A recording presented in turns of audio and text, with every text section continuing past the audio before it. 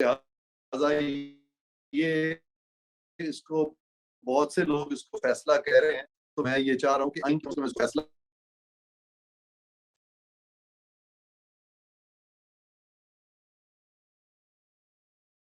اب supreme court جب اپنا رائے دیتی ہے کسی چیز پر، تو جو رائے لینے والا ہے کیا وہ پابند ہے اس رائے کا کہ نہیں، اس کے بارے میں مختصراً یہ کہوں گا کہ آپ اگر مجھ سے رائے پوچھیں کہ پاکستان میں گرمیوں میں آج کل کس جگہ پہ مجھے جانا چاہیے، خواہ میں سوات جاؤں یا کاغان جاؤں، اور میں آپ کو کہوں کہ آپ سوات جائیں لیکن آپ بعد میں کاغان چلے جائیں اور میں ناراض ہو جاؤں کہ میری رائے انہوں نے نہیں مانی، میں نے تو سوات کا کہا تھا، یہ کاغان چلے گئے، تو رائے کی جو حیثیت ہے وہ اس سے زیادہ نہیں ہوتی۔ تو یہی آئین میں لکھا ہوا ہے، اور اس کو جو ایک کنفیوز کیا جا رہا ہے کہ یہ پابند ایسی چیز ہے جس کی کہ پابندی حکومت پہ لازم ہے، تو حکومت پہ کوئی اس کو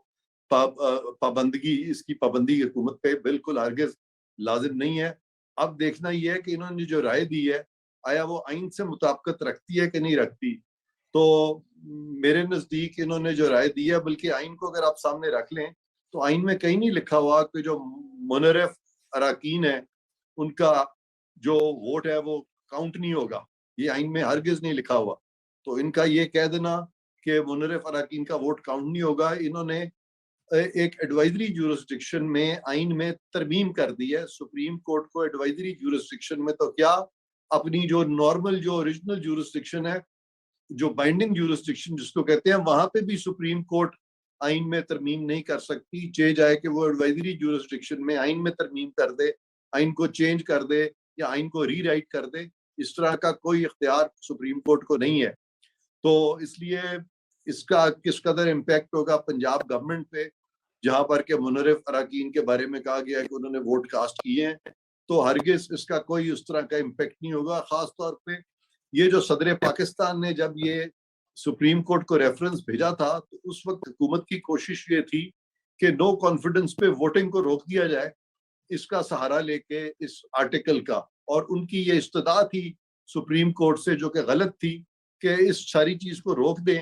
اور اس پہ ووٹنگ نہ ہونے دیں۔ اور پھر جب اسپیکر سوری نے بھی اس کو روکنے کی کوشش کی تو سپریم کورٹ نے ان کی اس روکنے کے اقدام کو غیر آئینی اور غیر قانونی قرار دے دیا تھا۔ تو یہ صدر کی رائے جو ہے اس تناظر میں تو کسی نے بات ہی نہیں کی، یہ اس تناظر میں تھی، اور اب چونکہ حکومت چینج ہو گئی ہے تو وزیر اعظم جو ہیں وہ صدر کو مشورہ دے دیں گے کہ جی ہم اس کی رائے کو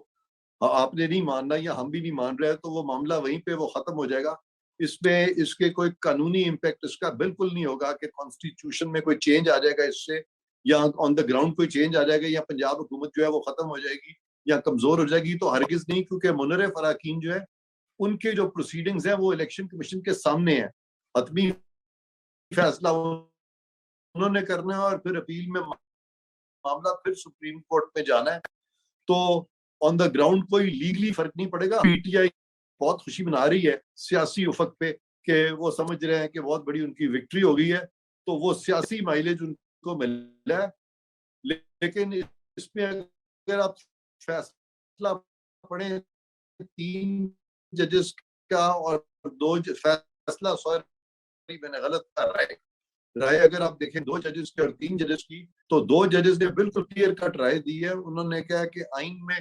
ہرگز یہ نہیں لکھا ہوا، اور آئین کلیئر ہے اس پہ کہ منحرف اراکین اپنے جو دوسرے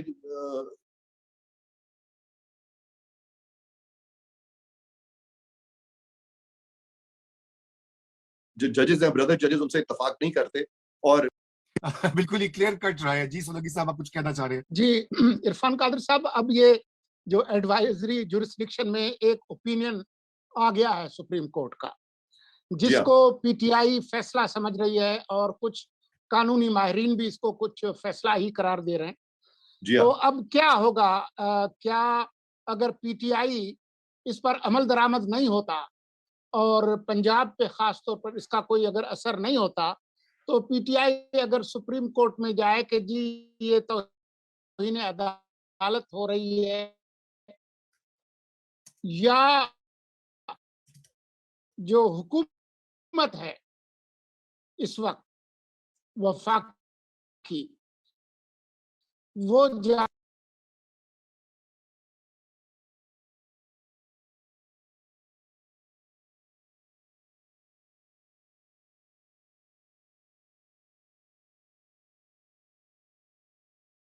सकती है सुप्रीम कोर्ट में कि जी हमें ये कबूल नहीं है, ये इख्तियार है, वो पार्लियामेंट से भी राय ले सकते हैं, पार्लियामेंट की मेजॉरिटी भी राय दे सकती है, ये राय की बात है आइन में। लेकिन यहाँ पे आइन में तरमीम की तो जरूरत ही नहीं है, यहाँ पे तो सिर्फ ये है कि वो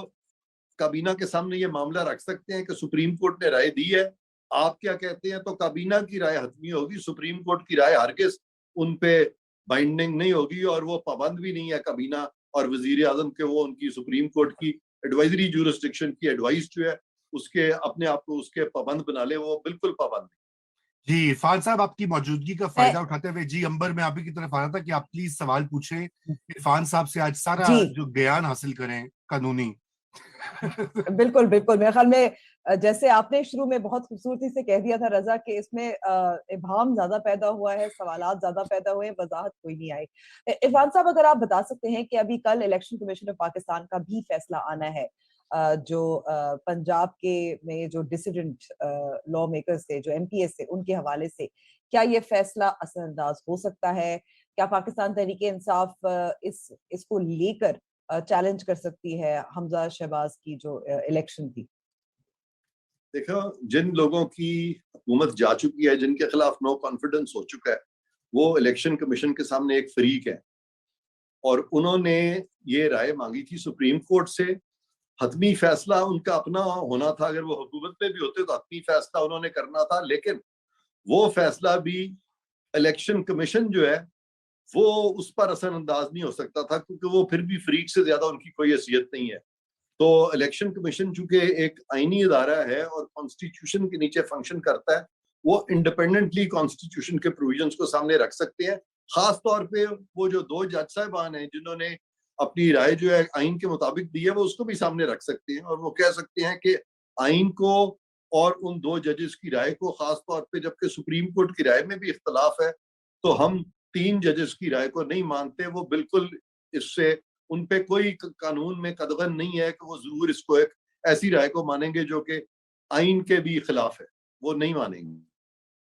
ठीक, बिल्कुल। क्या ये जो एक, क्योंकि जाहिर है सुप्रीम कोर्ट का तो काम होता है कि तशरीह करे आइन की, क्या ये आप ख्वाहिश या कानून साजी के लिए एक डायरेक्शन आप इसको समझ सकते हैं जो बाइंडिंग है या नहीं बाइंडिंग, उस पर अगर आप थोड़ी सी वजाहत कर दें?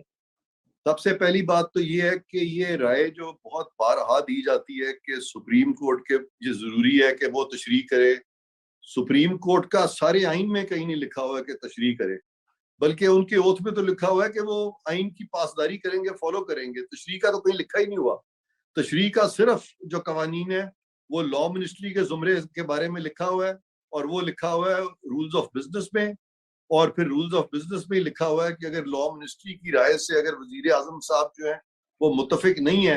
तशरीह के मामले में, तो वो तशरीह अटर्नी जनरल से सीख कर सकते हैं, और फिर मामला काबीना में आ सकता है। ये इन रिटन जो लॉज हैं उसमें तशरीह में सुप्रीम कोर्ट का तो कॉन्स्टिट्यूशन में भी नहीं लिखा हुआ कि ये तशरीह करेंगे, लेकिन ये आर्बिटर फाइनल उस वक्त बन जाते हैं जब तशरीह के मामले में तमाम फरीकैन जो हैं वो इनकी जुरिस्डिक्शन को अपने आप को सबमिट कर दें। अगर वो जुरिस्डिक्शन ऑब्जेक्शनल भी ले लें कि जी सुप्रीम कोर्ट को तो ये जुरिस्डिक्शन ही नहीं थी कि इस तरह की चीज में जा सके, तो सुप्रीम कोर्ट हरगिज तशरीह भी फौकियत नहीं लेके जा सकता काबीना पे और पार्लिमान।